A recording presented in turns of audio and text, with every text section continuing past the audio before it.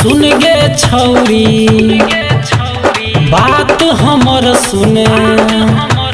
सुन गे छौरी बात हमर सुन हमरा बनैले साथिया सुन गे छौरी बात हमर सुन हमरा बनैले साथिया सोना दुकान पर तोरा लजे बहुत ने देबे सोना के नाथिया सोना दुकान पर तोरा लजे बहुत ने देबे सोना के नाथिया सुन न छौरी पता रखी लजे बकल लचात गे सुन न गोरकी छौरी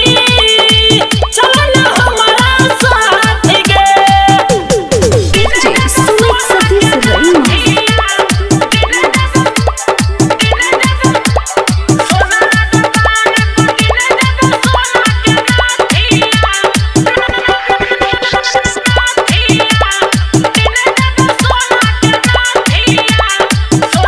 अखन अहाँ सब सुन रहल छी निर्भयपुर सँ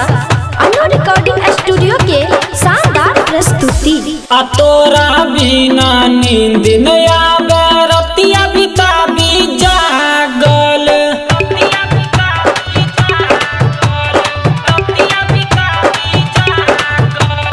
तोरा बिना नीक न लागे रतिया बिताबी जागल केकरा कहिए दिलवा के हालत घर साथिए गे भागल दिल में अपना जगह बनैले हमरा बनैले साथिया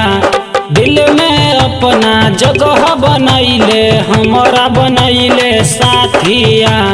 सोना दुकान पर तोरा लजे बहुत ने देबे सोना के नाथिया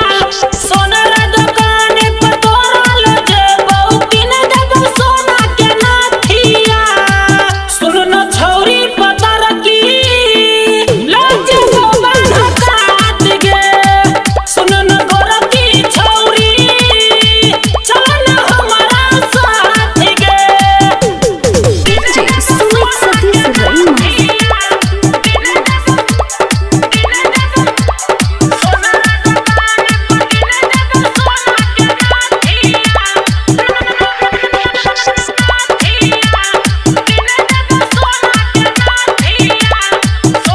अखन अहाँ सब सुन रहल छी निर्भयपुर सँ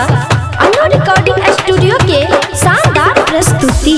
पागल बनल छौ दीपू दीवाना देखी कतो हर सूरतिया